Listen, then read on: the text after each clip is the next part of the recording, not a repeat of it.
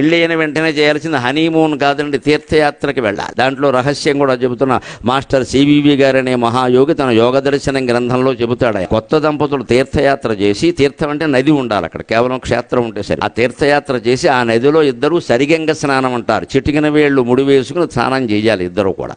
అలా చేస్తే పురుషుడు ప్రత్యేకించి 3 ఆచమనాలు చేయాలి ఖచ్చితంగా. ఆ తీర్థ ప్రభావం చేత ఈయన కడుపున పడవలసిన వాడు ఆ తీర్థంలో పడి, ఈ ఆచమనం ద్వారా ఆయన కడుపులో పడి, ఆయన ద్వారా భార్య గర్భంలో ప్రవేశించి మహత్తరమైనటువంటి ప్రహ్లాదుడు లాంటి వాడు పుట్టే అవకాశం ఉంది. తీర్థయాత్ర ప్రభావం.